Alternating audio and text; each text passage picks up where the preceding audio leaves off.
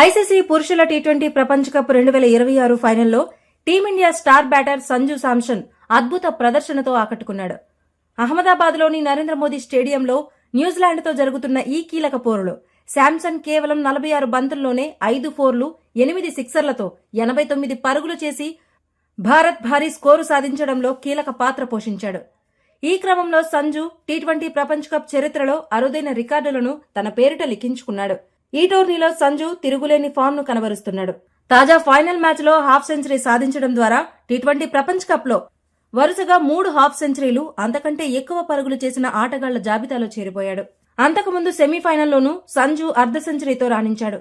ఒకే T20 ప్రపంచ cup ఎడిషన్లో semi-final, final రెండింటిలోనూ half సెంచరీలు సాధించిన 3వ ఆటగాడిగా సంజు నిలిచాడు. అంతకుముందు షాహిద్ అఫ్రీది 2009లో, విరాట్ కోహ్లీ 2014లో ఈ ఘనత సాధించారు. న్యూజిలాండ్ బౌలర్లపై సంజు సిక్సర్లతో విరుచుకుపడ్డాడు. ముఖ్యంగా రచిన్ రవీంద్ర వేసిన ఇన్నింగ్స్ 15వ ఓవర్లో వరుసగా 3 సిక్సర్లు బాది స్టేడియాన్ని హోరెత్తించాడు.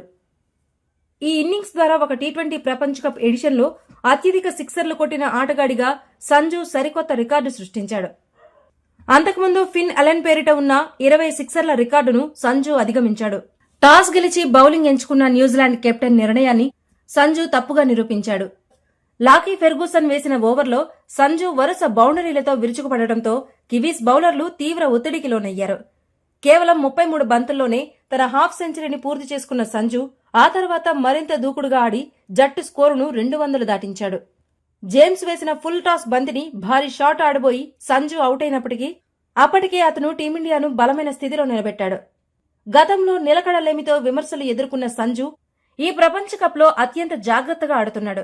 నాకౌట్ వంటి ఒత్తిడితో కూడిన మ్యాచ్ల్లో వరుసగా 3 సార్లు క్లచ్ ఇన్నింగ్స్ ఆడటం అతని పరిణితికి నిదర్శనం. సంజు ఆడుతున్న తీరును చూసి డగౌట్లో ఉన్న కెప్టెన్ సూర్యకుమార్ యాదవ్ సైతం లేచి నిలబడి చప్పట్లతో అభినందించాడు. టీ20 ప్రపంచ కప్ చరిత్రలో వరుసగా 3 హాఫ్ సెంచరీలు చేసిన దిగ్గజాల సరసన సంజు శాంసన్ చేరాడు.